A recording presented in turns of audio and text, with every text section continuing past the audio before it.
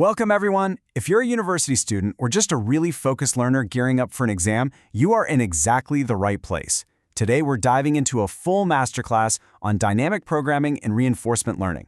We're going to take a pretty dense, complex study guide and turn it into a clear visual explainer. We'll break down every single critical equation, algorithm, and concept you need to absolutely crush your exams, and more importantly, truly understand how agents learn optimal behaviors. Let's get started. Here is our roadmap for this explainer. We'll kick off with an intro to dynamic programming, then move right into iterative policy evaluation and look at some real-world DP examples. After that, we'll tackle the policy improvement theorem, explore the really cool advanced stuff like asynchronous DP and generalized policy iteration, and finally, we'll wrap the whole thing up with an exam recap and some practice questions. And hey, do not stress about the heavy math. We are going to walk through it line by line. All right, Section 1. Intro to DP. Let's lay down the mathematical foundation that makes all of this possible. Before we even think about calculating formulas, let's establish what dynamic programming, or DP, actually is in the context of reinforcement learning. Basically, DP is a collection of algorithms we use to compute optimal policies. Now there's a catch here. It assumes we have a perfect model of the environment provided as a Markov decision process, or MDP. While classical DP has some strict limits in the real world because it demands perfect knowledge and just a massive amount of computation, it is absolutely crucial because it lays the foundation for everything else. It's the heart of it all. The big idea with DP is that we use value functions to organize our search for good policies. Once we have the optimal value functions, which we call V star for the state value and Q star for the action value, finding the best policy is a breeze. Take a look at equation 4.1. The optimal value of a state, V star of S, is exactly equal to the maximum expected return over all possible actions. You calculate this by looking at the probability of transitioning to the next state, S prime, with reward, R, and multiplying that by the immediate reward plus the discounted optimal value of that next state. Equation 4.2, it does the exact same thing but for Q star, evaluating a specific action taken in a specific state. These equations are literally your ultimate goal condition. Now, staring at the Bellman equations can feel pretty daunting, so let's ground this with an analogy. How does a computer actually solve these? Well, DP turns these equations into assignment statements or update rules. Because environments are just way too complex to calculate exact values right off the bat, we start with rough approximations. Think of it like trying to navigate a maze blindfolded. You take a step, estimate where you are, maybe hit a wall. You update your mental map, and then you try again. Iteratively, you keep improving your approximations based on the rewards you get and the estimated value of your next step, until eventually you lock in on the true path. Moving on to Section 2, Iterative Policy Evaluation. Before we can hunt for the absolute best policy, we first need to know how to evaluate the policy we currently have. We do this by generating successive approximations of the value function. Let's break down equations 4.3 and 4.4 variable by variable. We are trying to find V pi of S. That is the value of state S under a specific policy, pi. It's defined as the expected return, GT, given that we start in state S. Looking at equation 4.4, you'll notice a double summation. First, we sum over all actions looking at pi of A given S. That's just the probability of taking action A in state S under our current policy. Then, we sum over all the next states and rewards, multiplying by the transition probability, P. Inside those brackets, we've got the immediate reward, R, plus gamma, our discount factor, multiplied by the value of the next state.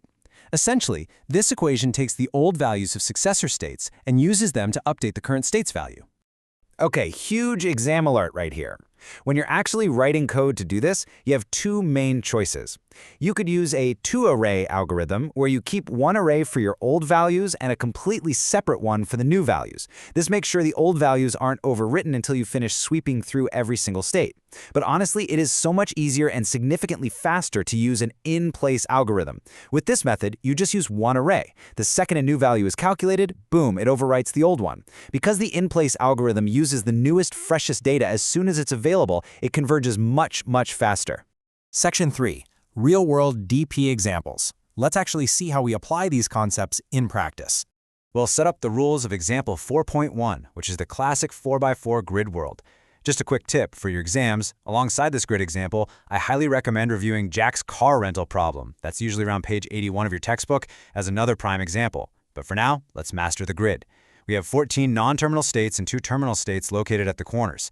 Your available actions are super simple, up, down, right, and left.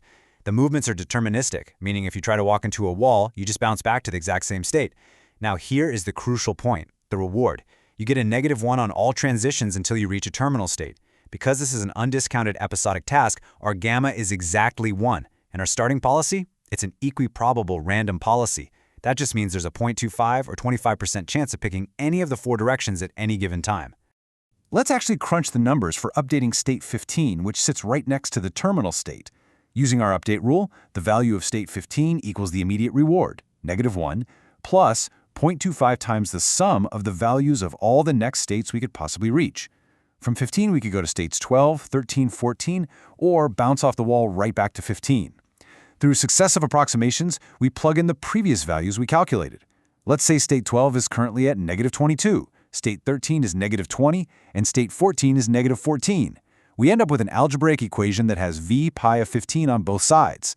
If you solve that out, it proves that the value of state 15 converges to exactly -20. It's a brilliant illustration of how iterative substitution mathematically locks in the true value of a state.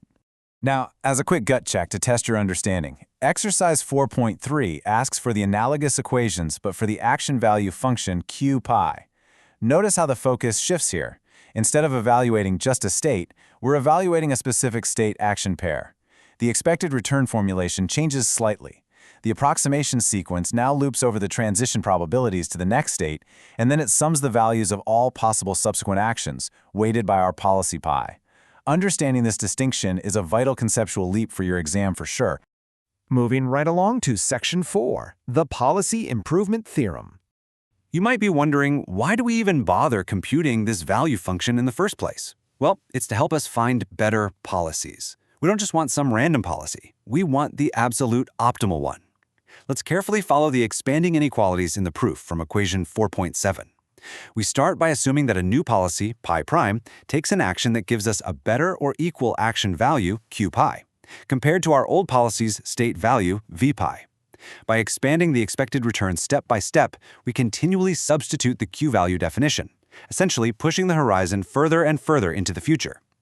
Because every single step is mathematically guaranteed to be greater than or equal to the old policy step, the entire sequence proves that the overall value of the new policy must be greater than or equal to the old one. It's basically a mathematical guarantee of progress.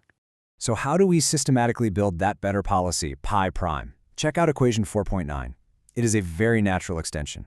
We consider making changes at all states simultaneously. And at each state, we select the absolute best action according to our current action value estimates. We use the argmax function over our available choices. This fundamentally introduces the new greedy policy. We are literally just greedily picking the action that looks best right this second, which, as the math just proved, will definitely improve our overall strategy.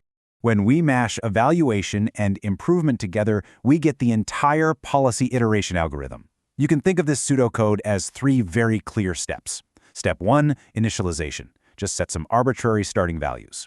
Step 2, policy evaluation. Loop through the update equations until the change in your values, denoted by delta, is smaller than some tiny positive number we call theta. Step 3, policy improvement. Check if taking the greedy action actually changes our policy. If the policy is unstable, meaning it did change, we loop right back to step 2 and evaluate again. But once the policy completely stops changing, it's stable. And when it's stable, congratulations, we found the optimal policy. All right, Section 5. This is where we pivot from standard methods into advanced optimization with asynchronous DP and generalized policy iteration.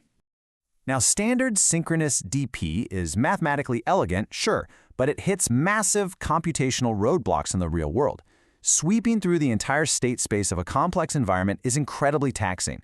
To put that into perspective, consider the game of backgammon. Backgammon has over 10 to the 20th power states. That's a mind-boggling number. Even if your computer could perform 1 million value updates per second, a single synchronous sweep of that entire state set would take over 1,000 years. Yeah, no way. Obviously, standard DP completely fails here. The solution to this nightmare is asynchronous dynamic programming, or ADP. ADP doesn't wait to meticulously sweep the entire state space.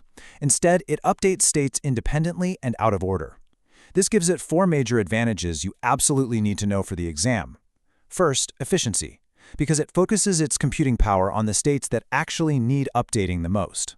Second, scalability, allowing it to handle massive state spaces like complex robotics or games like backgammon. Third, a much better exploration-exploitation trade-off, balancing exploring unknown regions while exploiting known information faster. And finally, incremental updates, which drastically speed up convergence by making localized changes. All of this brilliantly illustrates the overarching concept of generalized policy iteration, or GPI. Look at how the evaluation process pushes the value function, v, toward the true value of policy pi. At the exact same time, we have an improvement process making policy pi greedy with respect to v. These two processes actually compete with each other. They constantly mess up each other's current state, because making the policy greedy instantly makes the old value function incorrect. But ultimately, they cooperate. They drive each other upward until they reach a joint stable point. And remember, that stability equals optimality. It means the Bellman optimality equation is fully satisfied. Section 6. Exam Recap. You've made it through the heavy theory. Let's wrap up this explainer by moving into a final intensive review to make sure those core concepts are locked in. Here are your rapid-fire memory tricks and quick revision points. First, remember that classical DP computes optimal policies, but it strictly requires a perfect NDP model. Second, those intimidating Bellman equations, they are simply converted into iterative update rules for a computer to loop through. Third, GPI is the grand unifying concept where evaluation and improvement do their little dance. And finally, the golden rule. Algorithmic stability always equals optimality. All right, here is your first potential 10-mark exam question. State the Bellman optimality equations for state value and action value functions. Explain how these equations form the basis of DP update rules. Honestly, pause the explainer right now. Can you write down equations 4.1 and 4.2 strictly from memory? Can you explain how substituting the expected returns turns them into a step-by-step approximation? If you can do that, you are in phenomenal shape. And one last challenge for you. Define asynchronous dynamic programming. Discuss its 4 major advantages over traditional synchronous DP methods. As a final provocative thought to leave you with, think about the massive practical leap required to move from the rigid, mathematical perfection of synchronous sweeps to the chaotic, out-of-order yet highly efficient reality of asynchronous DP. It is literally the bridge between pure math and real-world AI. If you can articulate that leap on paper, you are going to absolutely crush this exam. Good luck studying and stay focused.